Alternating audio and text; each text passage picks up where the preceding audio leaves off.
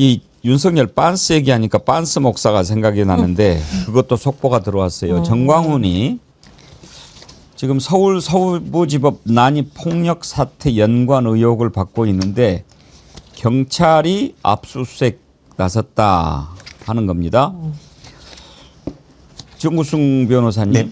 이거는 특검이 아니고 경찰이 한 거네요? 네, 특검 수사 사항이 아니고 일반적인 수사기관에서도 충분히 진행할 수 있는 사안이고 왜 충분히 일반적인 수사기관에서도 쉽게 수사가 가능하다고 생각하냐면 본인들이 영상으로 다 남겨놨습니다.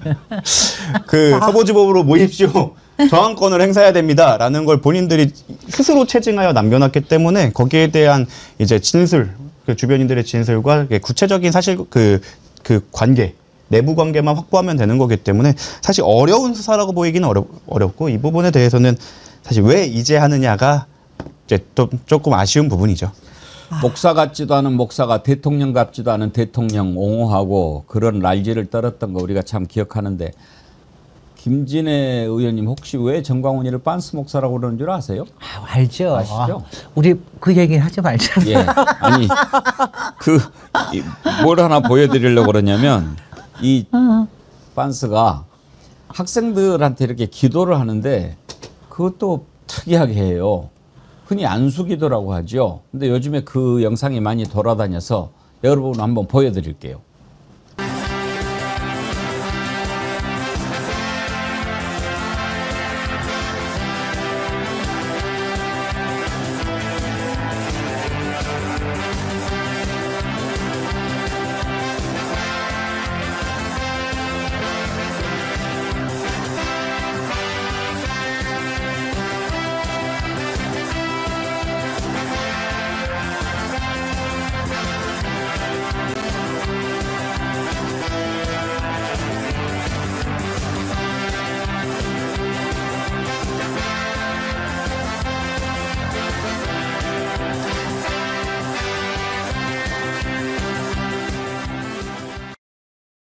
야, 정말 무슨 K-팝 데몬 헌터스가 좀 와야 돼.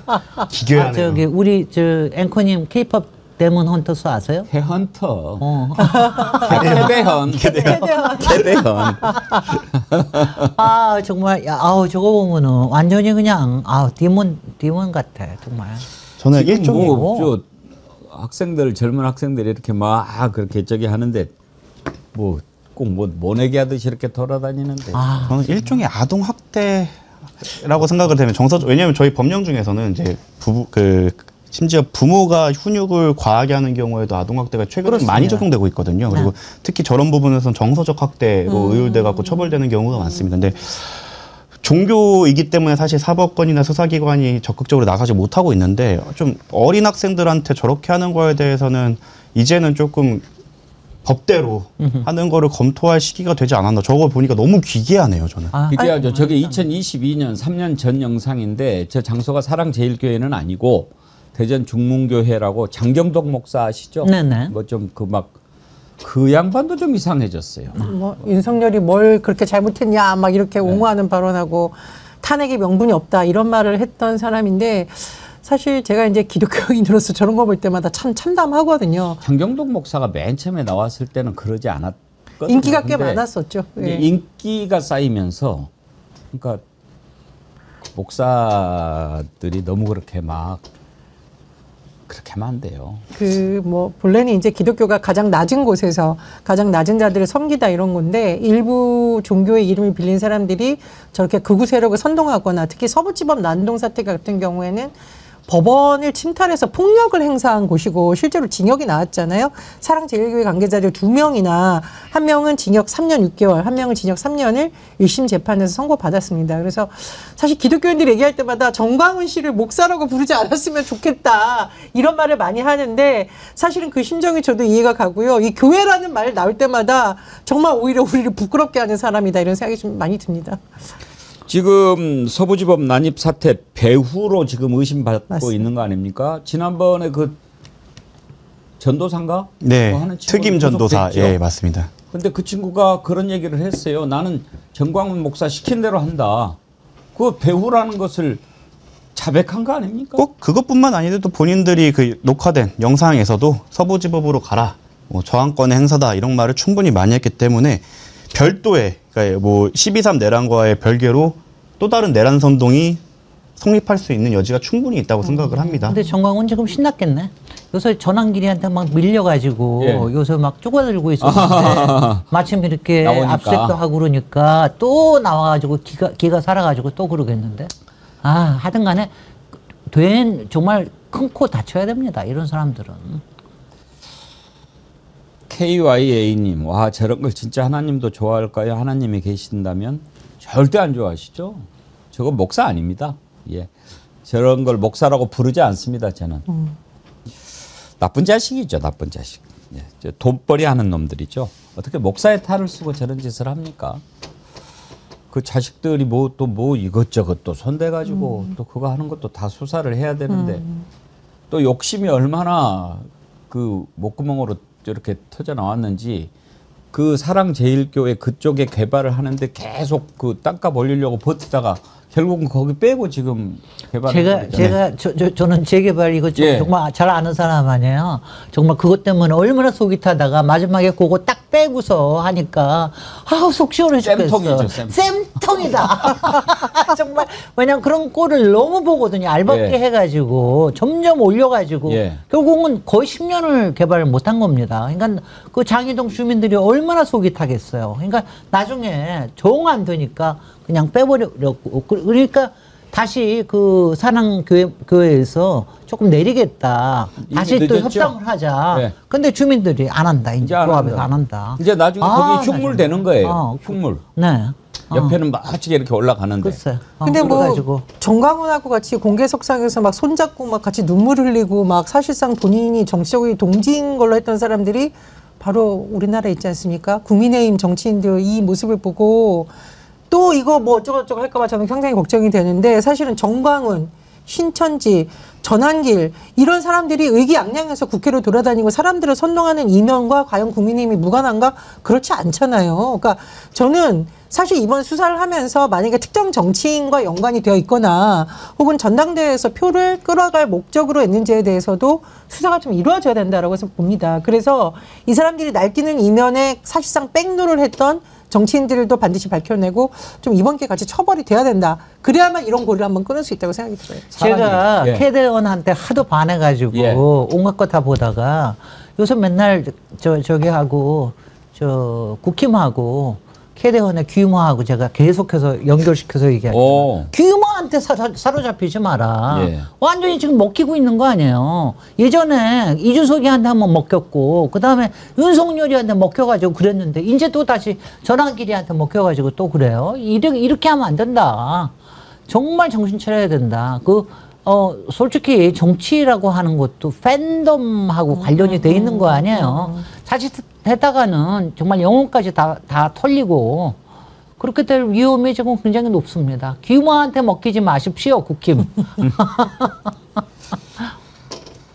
그 정광훈 관련해서 한 가지만 더 욕심이 너무 지나치면 안 되잖아요. 그런데 지금 그 모습을 보여주고 있는데 욕심이 너무 지나쳐서 정말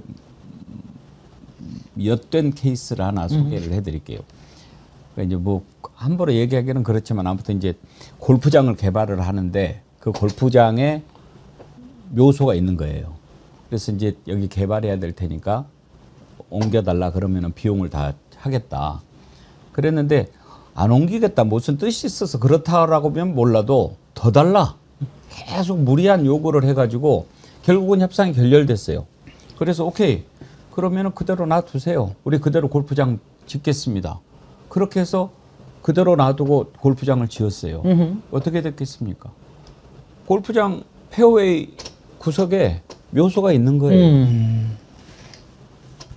사람들이 공 치다가 그 묘소 위에 공이 올라가면 어떻게 하겠습니까? 그거 밟고 올라가서 치는 거예요.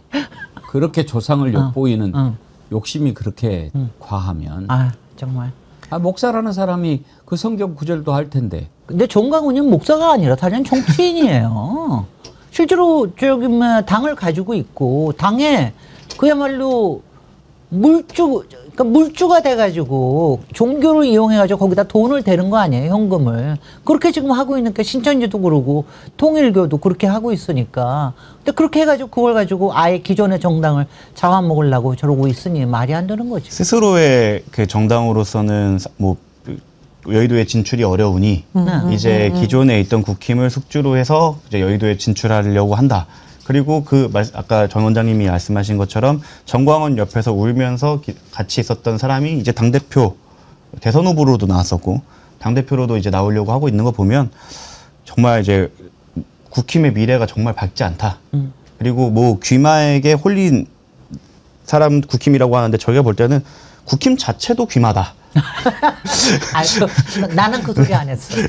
저는 그렇게 생각합니다. 왜냐하면 개선의 의지가 있었다면 이렇게 흘러가지 않았을 거라 생각하고, 그리고 40여 명의 국회의원이 사실 그때 한남동로 찾아가고 뭐 이렇게 하는 걸 생각을 하면 누구한테 홀렸다기보단 사실 본체가 국힘이다라는 생각도 하고 있습니다. 욕심이 잉태한 즉 죄를 낳고 죄가 장성한 즉 사망을 낳느니라 성경 말씀입니다. 자, 이제 통일교로 가봅시다. 지금 통일교 계속 얘기가 나오고 있지 않습니까? 그런데 아니나 다를까 여기 통일교에 또 달라붙은 똥파리들이 많이 있는데 그중에 지금 권성동이가 수사에 초점이 되고 있습니다. 이번에 통일교 그 2인자 일기장을 특검이 입수를 했는데 권성동의 큰 거 한 장 서포트 이런 게 나왔어요. 영어로. 권성동. SUPPORT 이렇게 영어로 써놨더라고. 영어로. 그 사진을 쓰면 한번 좀 띄워봐 주세요. 너무 웃기더라. 나 그거 보고 근데 너무 웃겼어. 큰 거. 만나는 장소가 여의도의 최고급 중국 식당이에요. 아마 어딘지 알 것 같아요. 저는 잘 모르겠는데. 백리향이겠죠 뭐. 뭐 백리향이 그렇게 뭐 저긴가? 그러니까 서울 여의도 땡땡땡 중식당인데 여의도에서 제일 좋다는 그러니까 63빌딩 중식당이겠지만 거기에서 2022년 1월 5일 날 권성동하고 점심 딱 했는데 큰 거 한 장. 1억일 거라고 생각이 되는데 권성동이가 아니다라고 부인하는 거 보면은 10억인가 싶기도 하고.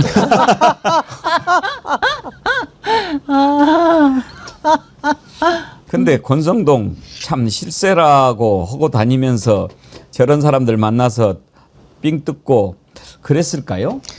두 가지를 말씀드릴 수 있을 것 같은데, 첫 번째로 저 일기장 같은 경우에는 형사소송법 315조 당연히 증거 능력 있는 서류에 해당해서 증거로 사용할 수 있습니다. 그러니까 뭐 2호에서 상업장부 항해일지 기타 업무상 필요로 작성한 통상문서, 그러니까 기계적으로 계속 작성했던 수첩 같은 경우에는 증거 능력이 당연히 있다라고 아예 법에 정해져 있고, 신빙성, 그러니까 증거 능력 외에 증명력의 경우에도 당연히 과거에 작성을 한 거기 때문에, 당시 작성한 거기 때문에 증명력도 높다고 보여지죠. 그래서 권성동 씨가 빠져나갈 수 있는 방법은 하나밖에 없다.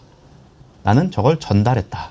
왜냐하면 목적 자체를 윤석열을 위해서 써라라고 해서 앞으로 이루어질 거를 제가 예상을 한다면 그 권성동이 저걸 안 받았다라고 버티기에는 쉽지가 않기 때문에 아마 나는 전달했다. 나는 캠프에 전달했다. 캠프에 전달했고 나는 그 전달자에 불과했다. 라는 식으로 자신의 그 가담을 줄이는 형식으로 나아가지 않을까. 그게 아니면 오롯이 자신이 수뢰죄나 정치자금법 위반을 다 책임을 져야 되거든요. 그래서 근데 이게 그 윤모 씨가, 통일교 윤모 씨가 권성동 의원한테 윤석열 후보 위에 잘 써달라라는 그 취지의 문자 메시지를 특검이 확인했다. 이렇게 지금 보도가 나온다는 말이에요. 그러니까 이건 빠져나가기 어려운 뭔가가 있다라는 것을 갖고 있다는 의미인 것 같고, 두 번째로 지금 왜 특정 종교구들이 대선 과정에서 많이 개입했다라는 썰이 나오고 있으니까 이건 단순히 당원 가입을 넘어서 그럼 정치 자금이 됐다 이런 의미잖아요.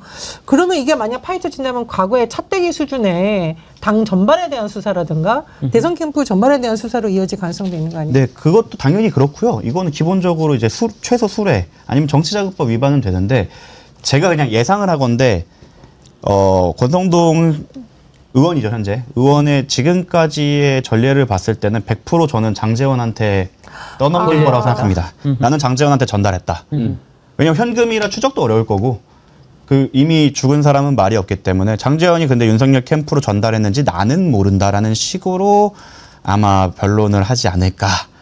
라고 생각을 합니다. 그래야 떠넘기게 하겠죠. 예, 맞습니다. 그래야 자기는 받은 게 아닌 게 되고 캠프까지 가지 않았기 때문에 성공하지 않았다 해서 뭐 미수가 되거나 이런 식의 좀 빠져나갈 여지를 생각하려고 아마 장제원 뭐 전 의원이죠. 전 의원을 파리하지 않을까 생각합니다. 정구승 변호사님이 수법 가르쳐 주신 것 같아. 아니요, 이거 윤상현이고 무슨 윤상현 뭐 했던 네, 저기 이미 권성동이고 활용했던 다. 전략이기 때문에 아마 그 장제원 씨한테 모든 걸 떠넘기는 게 이제 다 시작될 겁니다. 지금 이제 특검 가운데 최혜병 특검이 이종섭 전 국방부 장관 호주 대사로 보내는 과정에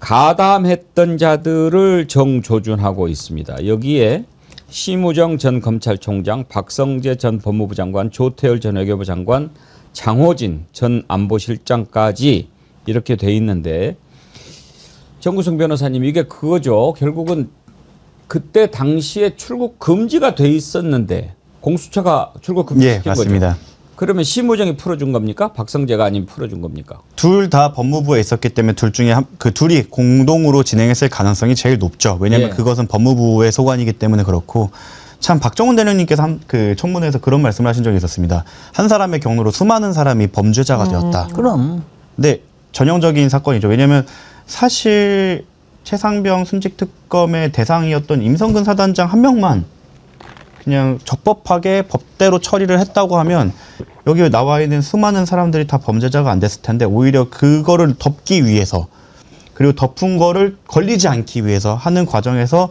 일어난 불법들이고 이것들까지 밝혀지는 과정이라고 생각합니다. 저는 개인적으로 세 개의 특검의 성공 여부를 판단하는 거는 기존의 수사기관이 왜 수사를 못했는지까지가 밝혀져야 성공한 특검이라고 생각을 하는데 최상병 특검이 어떻게 보면 그 당시에 법무부와 검찰까지 조준한다는 점에서 가장 앞서 나가고 아직까지는 가장 성공적인 특검이 아닌가라고 생각하고 있습니다. 저는 이게 출국을 그냥 할 수가 있는 게 아니라 주 호주 대사로 임명이 됐잖아요. 그러면 이게 외교부를 거쳤다라는 거기 때문에 지금 외교부 당시에 근무하던 맞습니다. 관계자들 그러면 임명 도피, 출국 이 모든 과정에서 각 부처에 얽혀 있는 걸 보고 정말 경악을 했었는데 왜 이게 이제까지 수사가 안 된 게 오히려 이상하다 싶은 지점이 있다. 심지어 이종섭이 가기 전에 미리 아그레망을 넣어놨어요. 그렇습니다. 그렇습니다. 네, 네, 그렇습니다. 예. 그래서 지금 뭐 법무부라던가 인사정보관리단, 출입국 외국인 정책본부장 다 압수수색 진행했다라고 하는데 다 밝혀야겠죠. 이 런종섭은 이종섭 하남명가 당시 윤석열 대통령 이것만의 문제가 아니라 범부처에 있어서의 조직적인 은폐가 지금 드러난 한 과정이기 때문에 이번 기회에 이 과정에 있어서의 문제가 다 드러나야 되고 또한 이 과정에서 깊숙이 관여됐다고 운영되고 있는 김건희 비하폰 발견됐다고 하니까 그 부분에 대해서도 반드시 수사가 돼야 된다고 보는 거죠. 아유 정말 또 욕 나오려고 정말. 근데요 저는 최혜병 특검 이제 밝혀내겠지만 사실은 최혜병 특검이 우리 최수근 상병의 억울한 희생 그것을 밝히는 그 차원을 넘어서 그리고 또 박정훈 대령의 억울한 것을 넘어서 어떤 의미가 있다라고 보냐면요. 윤석열의 내란의 트리거 역할이 바로 이 사건이라고 보는 겁니다. 윤석열이는 우리가 언제부터 대통령으로 인정하지 않았습니까? 어쩌면 맞습니다. 용산으로 옮기면서 지 멋대로 하는 것 그때일 수도 있고요. 결정적인 것은 이태원 참사 일어났을 때입니다. 그렇게 많은 사람들이 수도 한복판에서 세상을 떠났는데도 대통령이라고 하는 자가 아무런 사과도 하지 않고 책임도 묻지 않고 유가족도 만나지 않고 유가족들도 흩어지게 하고 그런 모습 보면서 저자는 대통령 아니구나. 마음속으로는 이미 윤석열을 그때부터 대통령으로 인정하지 않았지만 그래도 윤석열은 평생 법 갖고 먹고 살았던 놈 아닙니까? 내가 법에 걸릴 짓만 안 하면 누가 뭐라고 그래도 나는 버틸 수 있어. 이렇게 살아왔던 자거든요. 그런데 이리 빠지고 저리 빠지고 대통령으로 인정할 수 없는 일들을 쭉 했는데 결정적으로 이게 법에 딱 걸린 게 바로 최혜병 사건입니다. 본인이 경로하고 부당한 방법으로 지시하고 회수하고 이렇게 하면서 법을 딱 어긴 구체적인 그 전에도 뭐 얼마나 법을 어겼겠습니까? 그런데 딱 드러난 첫 번째 케이스가 되다 보니까 이제 가게 생겼거든. 그래서 내란을 일으킨 트리거 역할을 했다. 저는 그렇게 보는데 정구승 변호사님 어떻게 생각하세요? 저도 그 박정훈 대령님을 공격하는 것 그리고 그런데도 불구하고 구속영장이 기각되었고 밖에 나와서 재판을 받는 과정 자체가 이 정권의 균열의 시초라고 생각하고 저는 직접적인 트리거는 그 다음에 시작된 강혜경 씨의 공익제보로 인해서 밝혀진 명태균 게이트가 그 직접적인 트리거다. 그래서 이 첫 번째가 박정훈 대령님의 그 용기 있는 결단으로 그게 세상에 알려진 것. 두 번째 이제 강희경 씨의 공익제보로 명태균이 세상에 밝혀진 것. 이것들로 인해서 이제 내란을 일으키게 되지 않았나 생각합니다. 이제 이종섭이라는 사람이 런종섭이라고 그리고 공항에서 막 그 취재진 막 말 피하고 이게 전 국민들한테 엄청난 충격을 안겨준 거거든요. 군 통수권자인 당시 대통령인 윤석열 같은 경우에는 이걸 뭔가 은폐하려고 하고 한나라의 국방장관이었던 사람들이 자기가 핵심 관계자인데 제대로 해명도 안 된 상태에서 호주로 도망을 가? 이거는 국민 정서상 특히 우리 아들, 딸들을 군대에 보낸 부모들의 입장에서도 분노할 수밖에 없던 상황이었고 저는 총선 때 대패했던 당시 여당의 상황은 대파혁명이라고 해서 민생 문제에 무관심하고 이태원 참사 여러 가지가 있었지만 사실 어떻게 보면 이게 결정적인 사건이었다고 봅니다. 저 사람은 군 통수권자로서의 자격이 없다라는 걸 아주 국민들에게 각인시킨 사건이었고 다행히 박정훈 대령이 딱 버티고 있어서 그나마 이까지 왔다고 생각을 하고 또 박정훈 대령을 지켜왔던 정어리 TV도 있었다. 예. 이게 꼭 말씀드리고 있습니다. 예, 오늘 저 정구승 변호사님 오후에 특검에서 잘 하시기 바라고 또 박정훈 대령님 혹시라도 또 뵈면은 우리 안부 전해주시기 바랍니다. 어제 무죄 확정 증명원이 발송되었습니다. 아유, 수고하셨습니다. 축하드립니다. 뒤에 산들거리는 나뭇가지처럼 반가운 소식입니다.